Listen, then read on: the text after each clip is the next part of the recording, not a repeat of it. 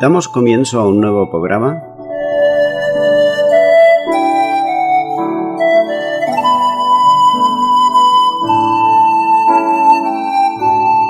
Servidores de Dios.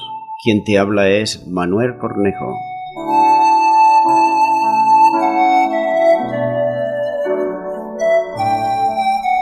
Este es un programa que está respaldado por la Iglesia Evangélica Misión Evangélica de Cataluña.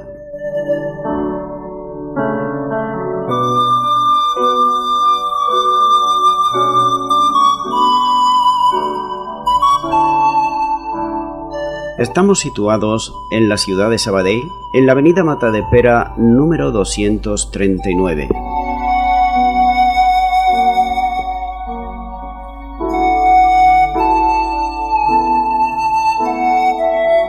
Antes de dar introducción a la palabra de Dios, estaremos poniendo una alabanza.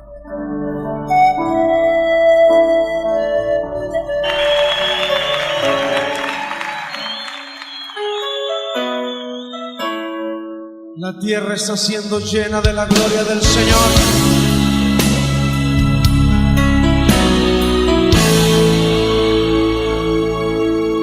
Se oye un canto en las naciones de la tierra. Exaltado es el Señor sobre la creación. Y su nombre es adorado entre los pueblos, y su reino se establece con poder. Toda gloria y majestad,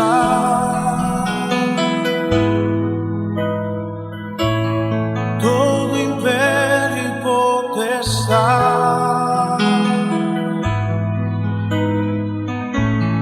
desde ahora y para siempre,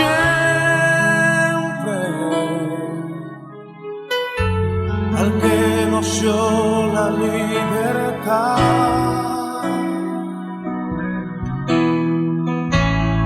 Toda gloria y majestad,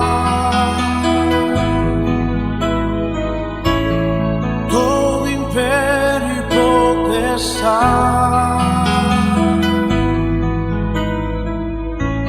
a nuestro Dios y Padre eterno,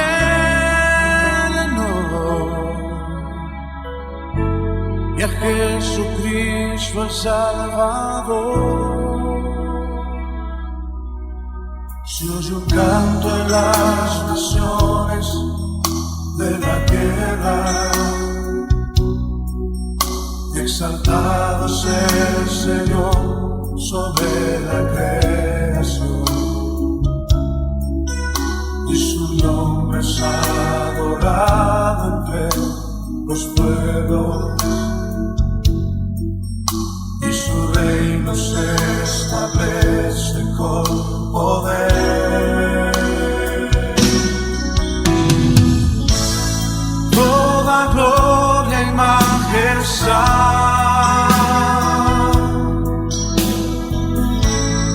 todo imperio y potestad,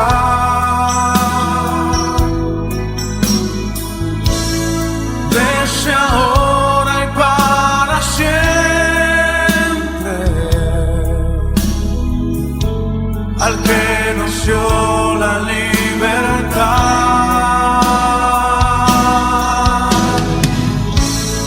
Toda gloria y majestad,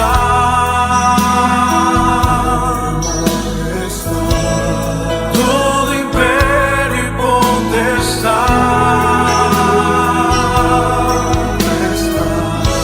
a nuestro Dios y Padre eterno, y a Jesucristo el Salvador.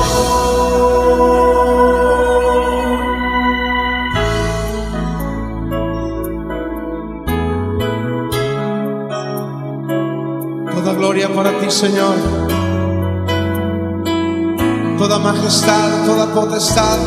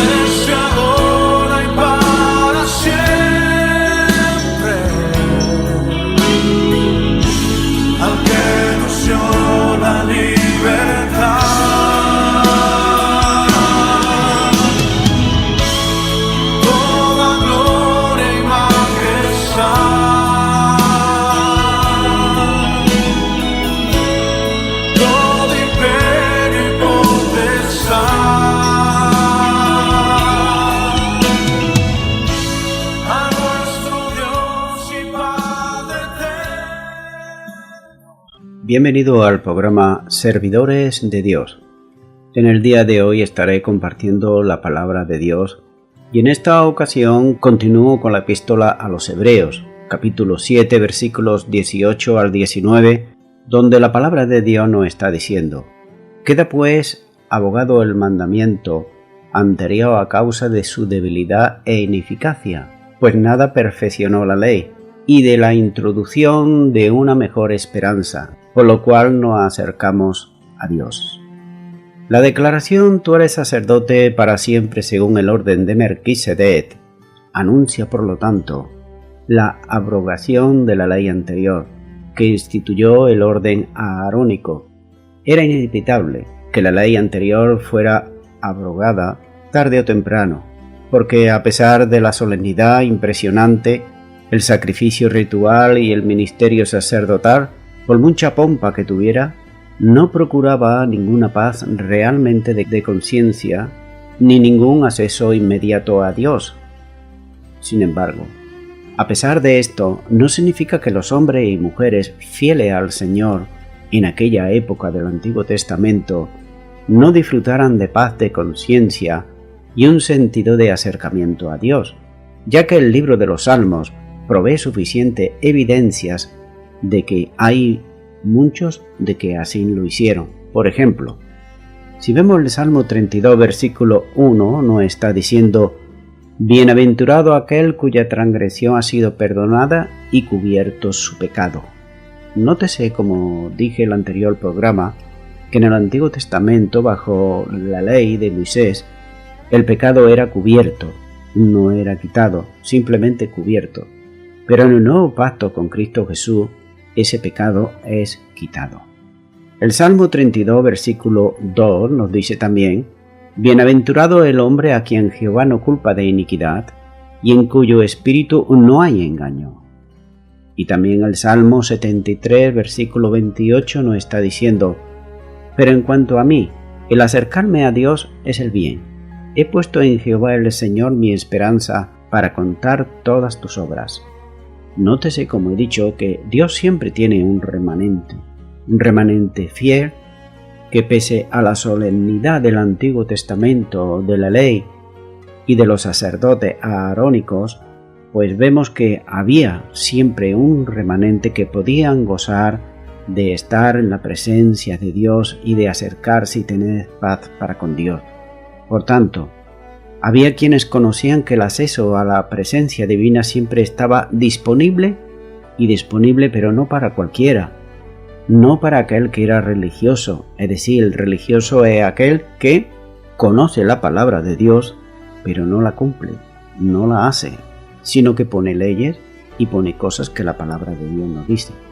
Por tanto, notamos aquí que había hombres y mujeres que podían acercarse siempre a la presencia de Dios y podían hacerlo por medio de la fe, es decir, creyendo a Dios. Pero estas experiencias no tenían nada que ver con el ritual levítico, ni con el sacerdocio aarónico, de manera que todo el aparato de adoración, asociación con ese ritual y el sacerdocio estaba calculado más bien para mantener al hombre a distancia de Dios en lugar de acercarlo. Y como veremos más adelante, es porque Dios tenía un propósito. ¿Y cuál era? El de traer algo mejor. Por eso nos dice en el versículo 19 de este mismo capítulo: «de una mejor esperanza, puesta delante de nosotros en el Evangelio es mejor». Puesta delante de nosotros en el Evangelio es mejor, porque llevó a cabo aquello que era imposible bajo la ceremonia antigua, ya que capacita a los cristianos para que puedan acercarse a Dios y lo pueden hacer a través del Evangelio. Recuerda, el Evangelio es poder de Dios, y cuando una persona, sea hombre, sea mujer, acepta el Evangelio, que son esas buenas noticias, las cree en su corazón, es entonces cuando el hombre y la mujer pueden acercarse por medio de Jesucristo, que es el único pontífice que existe en la tierra y en el cielo. Solamente Él es Jesucristo. Todo aquel que se llame que es un pontífice entre Dios y los hombres es por tanto un suplantador, alguien que quiere quitarle ese título o ese derecho que le pertenece al Señor Jesucristo. La forma en que lo hace, vemos que se explica con mayor detalle más adelante en Hebreos 10, versículos 19 al 22, en cuanto al Evangelio. Pero el hecho de que el Evangelio, a diferencia de la ley, ha abierto un camino de acceso libre a Dios, es la base en la cual el escritor declara que el Evangelio ha logrado esa perfección que la ley nunca podía causar. Es decir, que nunca podía llegar a alcanzar tales cotas en las cuales a través del Evangelio, que es por la fe, se pueden alcanzar. Continúo ahora con Hebreos capítulo 7, versículos 20 y 21 al 22, donde nos dice: y esto no fue hecho sin juramento, porque los otros ciertamente sin juramento fueron hechos sacerdotes, pero este, con el juramento del que dijo: juró el Señor y no se arrepentirá, tú eres sacerdote para siempre según el orden de Melquisedec. Por tanto, Jesús es hecho fiador de un mejor pacto. El escritor a la epístola de los Hebreos continúa aquí examinando su texto, a fin de extraer de él hasta el último grado de significado en cuanto al carácter del nuevo sacerdocio. Él ya lo entendía, él ya lo sabía, pero aquellos hermanos hebreos podían caer en el error de volver de nuevo a la ley, a la cual no podían tener ese acceso directo a Dios como a través del Evangelio sí que podía. Ahora, dirige la atención de sus lectores al hecho de que la aclamación del Mesías como sacerdote perpetuo fue confirmada por un juramento divino, como dice: juró el Señor y no se arrepentirá, tú eres sacerdote para siempre. Lo que ha dicho acerca del juramento de Dios a Abraham, que dice en Hebreos 6:13, porque cuando Dios hizo la promesa a Abraham, no pudiendo jurar por otro mayor, juró por sí mismo. De manera que la palabra sola de Dios, es decir, la Biblia, es suficientemente segura. Hebreos 6:17, la nueva versión de la Biblia, versión popular, dice: pero Dios quiso mostrar claramente, por eso garantizó su promesa mediante el juramento. La inauguración del sacerdocio aarónico descansó sobre un mandamiento divino, como nos dice Éxodo capítulo 28 y versículo 1, donde Dios le está hablando a Moisés y le dice de esta manera: harás llegar delante de ti a Aarón tu hermano, dijo Dios a Moisés, y a sus hijos consigo de entre los hijos de Israel para que sean mis sacerdotes. Pero no hay mención de un juramento divino aquí, si lo notamos, en cuanto al registro de su llamado, como lo hay en el Salmo 110, versículo 4, donde se presenta a un nuevo sacerdote según el orden de Melquisedec. Esto sugiere la dignidad superior de este sacerdocio de Melquisedec. Dice el versículo 22 del capítulo 7 de Hebreos: por tanto Jesús es hecho fiador de un mejor pacto.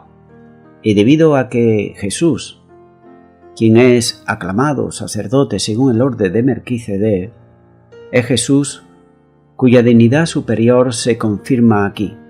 El escritor de la epístola enfatiza este arreglo de la construcción de esta oración larga, como lo son los versículos 20 al 22, a fin de que el peso del argumento caiga en su última palabra. ¿Y cuál es su última palabra? Jesús. En otras palabras, él quería, el escritor de la epístola a los Hebreos, quería que aquellos que iban a leer y oír esta epístola pusiesen sus ojos en Jesús, como nos dice Hebreos 12:2, ya que Él es el autor y el consumador de la fe. Y al hacerlo así, vemos que Él introduce otro aspecto del sacerdocio de Jesús, que será desarrollado en los capítulos siguientes. Por tanto, vemos que el rol de Jesús como garante, es decir, que da garantía, ya que es mediador, Él es el único mediador de un pacto que es muy superior al pacto del ancien régimen, como su sacerdote es superior al de Aarón. Esta es la primera aparición del término pacto, aquí en cuanto a la epístola a los Hebreos. En esta epístola, pero el término va a jugar un papel tan central en el argumento que sigue que la epístola entera ha sido descrita como la epístola de la fe. Por el momento, sin embargo, la designación de Jesús como fiador de un mejor pacto prepara al lector para lo que vendrá, y aún restan otras dos señales de la superioridad del sacerdocio de Melquisedec que deben mencionarse a continuación. Continúo ahora con el versículo 23 de Hebreos capítulo 7, donde está diciendo: y los otros sacerdotes llegaron a ser muchos, debido a que por la muerte no podían continuar. Ya se ha señalado en el versículo 16 de este capítulo que la vida indisoluble de nuestro Señor Jesucristo hace posible que Él cumpla al pie de la letra las palabras tú eres sacerdote para siempre. Si estas palabras se aplican a una dinastía de sacerdotes para siempre, podrían entonces entenderse solo como una sucesión hereditaria de duración indefinida, como por ejemplo en Éxodo 40, versículo 15 y Números 25, versículo 13. Por cierto que los sacerdotes aarónicos fueron llamados según el principio hereditario, no por supuesto sobre la base, como nos muestra el Salmo 110, versículo 4, pero ninguno de ellos pudo disfrutar perpetuamente de la dignidad sacerdotal, ya que morían. Aarón, el primer de la línea, sirvió a su pueblo en el sumo sacerdocio durante la peregrinación en el desierto, pero llegó el día en que Aarón y su hijo Eleazar fueron llevados por Moisés a la cima del monte de Hor. Allí Moisés desnudó a Aarón de sus vestiduras y se las vistió a Eleazar, su hijo, y Aarón murió allí en la cumbre del monte. Y Moisés y Eleazar descendieron del monte. En Números 20-28 nos lo muestra ahí bien claro lo que acabo de decir, que dice que y Moisés desnudó a Aarón de sus vestiduras y se las vistió a Eleazar, su hijo, y Aarón murió allí en la cumbre del monte, y Moisés y Eleazar descendieron del monte. Más tarde, después del establecimiento de la tierra de Canaán, Eleazar murió también a su vez, como nos muestra en el libro de Josué, capítulo 24, versículo 33, donde nos dice: también murió Eleazar, hijo de Aarón, y lo enterraron en el collado de Fines, su hijo, que le fue dado en el monte de Efraín. De manera que vemos que fue sucedido por su hijo Fines. Y así continúa la historia. Generación tras generación, el sumo sacerdote moría y su oficio pasaba a otros. Hasta que en total así lo reconoce también el historiador judío Josefo. Oficiaron 83 sumos sacerdotes desde Aarón hasta la caída del segundo templo en el año 70 después de Cristo. Y el escritor de la epístola tiene una buena razón para que lo que dice aquí de ellos. Dice: los otros sacerdotes fueron muchos porque la muerte le impedía seguir viviendo, dice la interpretación de la Biblia versión popular. Continúo ahora con el versículo 24 del capítulo 7 de Hebreos, donde sigue diciendo la palabra de Dios: mas por cuanto permanece para siempre, tiene un sacerdocio inmutable. Pero como Jesús no muere, su oficio sacerdotal no pasa a ningún otro. El escritor y comentarista E.K. Thiessen dice que ha traspasado la perpetualidad del sacerdocio de Cristo como coherente con el sacerdocio de Melquisedec, sin genealogía, y enfatizado su intransmisibilidad en la adscripción de una vida indisoluble al sacerdote ideal que está mostrando, pero ahora afirma que es en su misma naturaleza insustituible, que ese carácter final le es inherente. El Hijo, sumo sacerdote, es contraste con intermediarios mortales. Se describe al final del capítulo como hecho perfecto para siempre. Quizás indefectible sería una tradición apropiada, ya que el mediador sin mancha encontramos el sacerdocio de un nivel máximo. Sus dotes únicas agotan los requisitos del oficio y lo invierten en la validez indeleble. Pero para nuestro autor de la epístola, la muerte del sumo sacerdote o de cualquier otro sacerdote significa que ya no está a disposición de aquellos que contaban con él para interceder por ellos delante de Dios. Por supuesto, mientras duró el orden antiguo, siempre había un nuevo sacerdote disponible para tomar el lugar de su predecesor, pero la gente podía sentir que, debido a ciertas cualidades personales que él poseía, apartarse de lo sagrado de su oficio, el sacerdote fallecido era un intercesor más efectivo quizás que otros ante Dios. En relación con el sumo sacerdocio de Cristo, sin embargo, no puede albergarse tales reservas, ni llegar a este pensamiento, ya que él nunca iba a tener que transmitirlo a alguien menos calificado para cumplir sus funciones mediadoras. ¿Lo entendemos esto bien claro? Como dije en anteriores programas, podía darse el caso que algunos israelitas simpatizaran con algunos sacerdotes más que con otros. Y cuando había este intercambio de que moría el sacerdote, quizá no depositaba la misma confianza con el sacerdote que iba a reemplazarlo. No lo hacía porque desconfiaba o cualquier otra cosa. Sin embargo, vemos que con Jesucristo es totalmente diferente porque nadie, absolutamente nadie, lo puede reemplazar. Por tanto, aquellos que confiaban su causa a él sabían de antemano que estaban permanentemente seguros en sus manos. Y podemos estar seguros en las manos del Señor Jesús, porque Él es perfecto y así en su sacerdocio. Continúo ahora con el versículo 25 de Hebreos capítulo 7, donde dice: por lo cual puede también salvar perpetuamente a los que por Él se acercan a Dios, viviendo siempre para interceder por ellos. Aquellos que tienen, o aquellos que tenemos a Cristo como sumo sacerdote y mediador ante Dios, tenemos en Él un Salvador cuyo poder redentor está disponible perpetuamente y no está supeditado a los cambios de la vida mortal, ni mucho menos, ya que Él vive eternamente y por tanto eternamente está comprometido también a bendecir y a proteger a aquellos que somos de Él, tanto hombres como mujeres que hemos entregado nuestras vidas a Él. Él nos guarda, Él nos protege, pero Él también intercede por nosotros en el trono de Dios. El camino por el cual es posible acercarse a Dios es a través de el camino que siempre está abierto, y es el camino de la fe, porque en la presencia de Dios Él representa a su pueblo, y lo está representando como sacerdote para siempre. No es un mediador en el sentido ordinario, como podemos entender humanamente, o intermediario, que pone sus buenos oficios, que pone todo lo que ha aprendido a disposición de las dos partes con la esperanza de a ver si de alguna manera pueden llegar a un acuerdo. No, Él es completamente distinto. Él es el único mediador entre Dios y el hombre, como dice 1 Timoteo 2:5, porque hay un solo Dios y un solo mediador entre Dios y los hombres, Jesucristo hombre.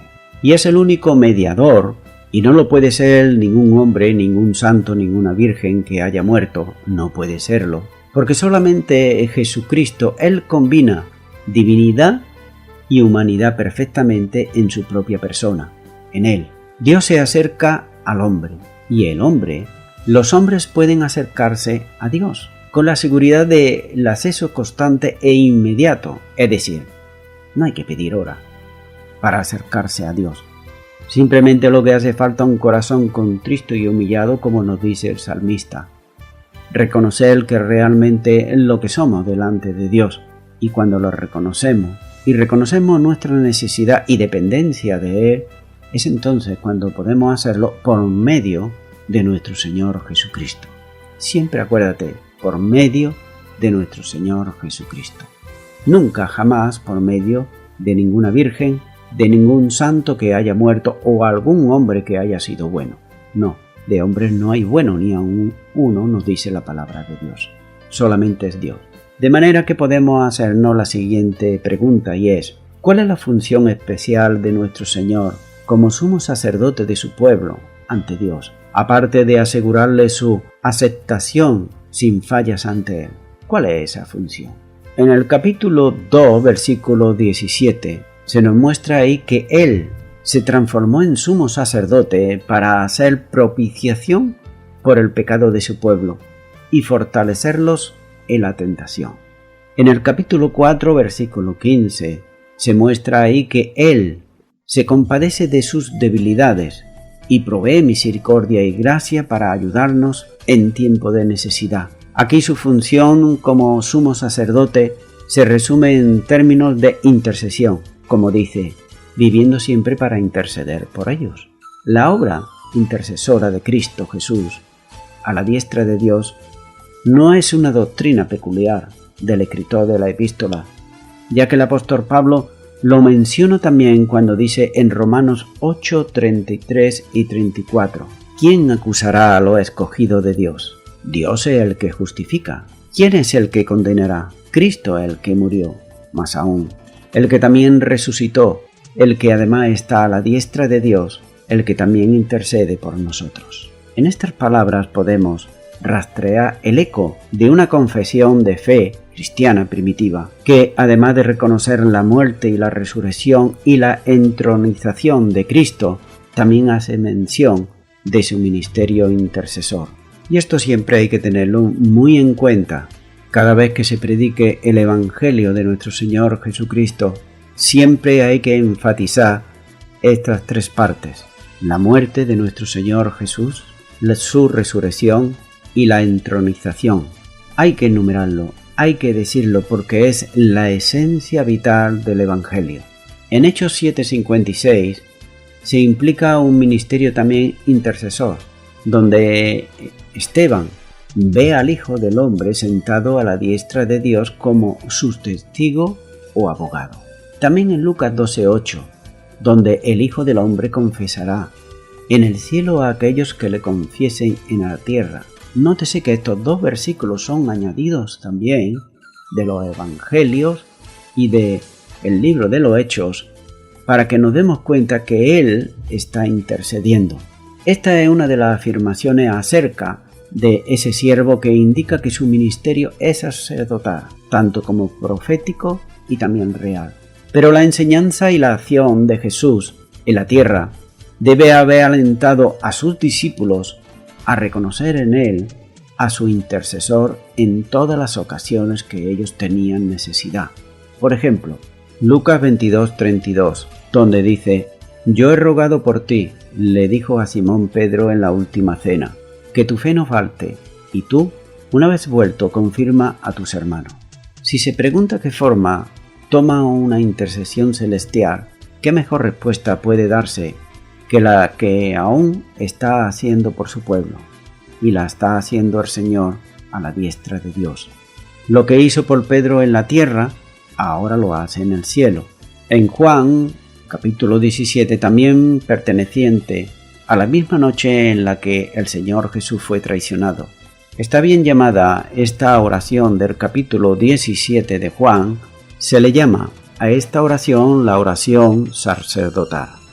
Continúo ahora con Hebreos 7:26, donde dice: «Porque tal sumo sacerdote nos convenía, santo, inocente, sin mancha, apartado de los pecadores y hecho más sublime que los cielos».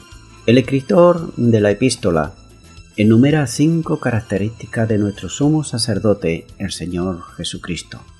La primera que dice de ellos es santo. Jesús es santo. Esto significa que Él es como Dios y en todos sus aspectos libre de pecado. Es incomparablemente puro y por ser el sumo sacerdote de Dios, Él cumple la voluntad de Dios sin tacha alguna. Su principal deseo siempre es glorificar el nombre de Dios y extender el gobierno de Dios. Por eso Él es santo. Dice también que es inocente. El adjetivo santo tiene que ver con la disposición interna del Señor Jesús, pero la palabra inocente, sin culpa, tiene que ver con su vida externa. Nótese el contraste implicado aquí entre Jesús, que es inocente, y los sumos sacerdotes aarónicos, manchados por los pecados y dignos de culpa, como nos dice Levítico 16:11. Aarón debía traer una ofrenda por el pecado para hacer expiación por sí mismo y por su casa. Antes de poder funcionar como sumo sacerdote a favor del pueblo de Israel, Jesús, por el contrario, es completamente libre del pecado y por consiguiente libre de culpa y de todo reproche. En cambio, como vemos, Aarón no era así ni mucho menos. También nos dice que era puro. El medio ambiental del pecado tiene su modo de afectar a cualquiera que entre en dicho ambiente. El pecado contamina a la persona a quien toca. Aunque Jesús vivió en la tierra y sirvió a gente pecadora, él mismo permaneció incontaminado. Se le puede comparar, por ejemplo, con un médico que trabaja entre los enfermos en medio de una epidemia, pero que es inmune a esta epidemia. Jesús no está manchado por el pecado. También nos dice que era apartado. La razón por la que Jesús permanece puro, es decir, no tocado por el pecado, está en que Él ha hecho de su separación. Jesús ha sido apartado de los pecadores por Dios. Aunque participa plenamente de nuestra humanidad, no participa de nuestro pecado. Por consiguiente, Él es diferente, aunque era llamado amigo de los pecadores, como nos dice Mateo 11:19. Sin embargo, Él se mantuvo siempre libre de todo pecado. Por ser nuestro sumo sacerdote celestial, Jesús se solidariza con nosotros en nuestra debilidad, ya que ha sido tentado tal y como lo hemos sido nosotros. De manera que Él conoce nuestros problemas, porque es uno de nosotros de todo menos en pecado, como nos dice Hebreos 2:14, Hebreos 4:14 y 15. Fue también, por último, encumbrado, como nos dice la palabra de Dios que acabo de leer, que dice, y hecho más sublime que los cielos, es decir, fue encumbrado. Pero ya en Hebreos 1:3, el escritor se refiere a la exaltación de Jesús al describirlo sentado a la diestra de la majestad de los cielos. Y en Hebreos 7:26, el escritor describe la posición de Cristo en términos comparables con el anterior. Dice que Jesús ha sido elevado a alturas más grandes que los cielos. Pablo, el apóstol, también habla de la exaltación de Cristo cuando dice en Efesios 4:10, aquel que descendió es el mismo que ascendió, más alto que todos los cielos. El significado es evidente. Jesús ocupa la más alta posición imaginable que podamos pensar. Voy concluyendo. El escritor ha llegado a uno de los puntos cumbres de su consideración del sacerdocio del Señor Jesucristo, ya que es como que mira hacia atrás, el escritor, hacia la magnificencia de la posición de Jesús y describe su grandeza por medio de una única palabra, así. Queda él sobrecogido de la reverencia ante la magnitud de la obra de salvación cumplida por nuestro sacerdote celestial Señor Jesucristo, y luego mira hacia adelante. El escritor ahora vuelve su atención hacia las necesidades de los creyentes que están en la tierra, y todos tenemos necesidades, y se incluye a sí mismo en la expresión que dice nos convenía. Toma conciencia de que Jesús no es un sumo sacerdote distante, entronizado en los cielos, muy lejano, en las diarias necesidades de su pueblo y a nivel personal. Jesús está eminentemente calificado para ser nuestro sumo sacerdote. ¿Por qué? ¿Por qué está Jesús calificado para satisfacer nuestras necesidades? Porque Él no tiene pecado.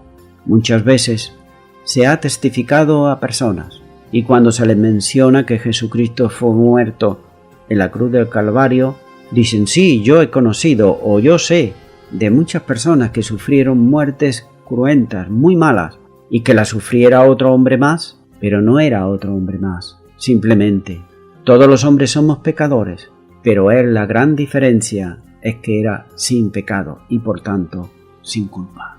Y por eso él dio su vida y la dio, y fue agradable al Padre, porque él era sin pecado, sin culpa, inocente.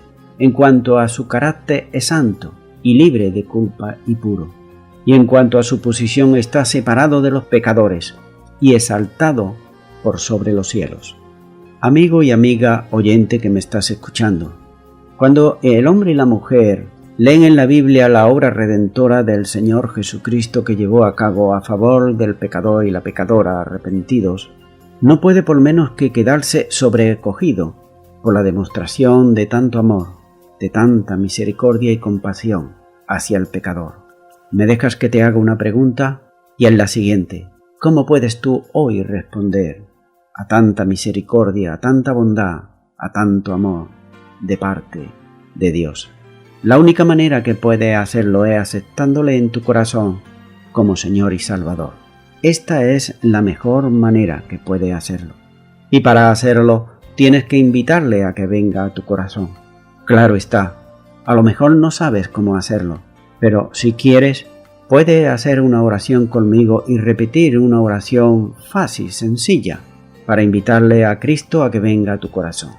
Si es así que tú lo deseas, pues yo te invito en esta hora que repitas conmigo y digas: Señor Jesús, te pido perdón por todos mis pecados. Me arrepiento de ellos y te recibo como Señor y Salvador. Y a ti entrego todo mi ser, cuerpo, alma y espíritu, desde ahora y para siempre. Amén. Bien, amigo y amiga, si tú has hecho esta oración de todo corazón, pues tú tienes ahora en el cielo alguien que interceda por ti. Pero esto no quiere decir que tú sigas viviendo una vida como antes la vivías. Debes de vivir ahora la nueva vida en el Espíritu, y para ello es necesario que tú leas la palabra de Dios y puedas crecer espiritualmente. Lee los evangelios, y también es bueno que te puedas congregar en una iglesia cristiano-evangélica donde se enseñe la sana doctrina y la palabra de Dios. Congrégate ahí. Di que has aceptado a Jesucristo como Señor y Salvador en tu corazón y que tienes necesidad de aprender de su palabra. Y a toda la audiencia, nuevamente me estoy despidiendo de todos ustedes y será Dios mediante hasta el próximo programa, si así Dios los permite. Que Dios os bendiga a todos.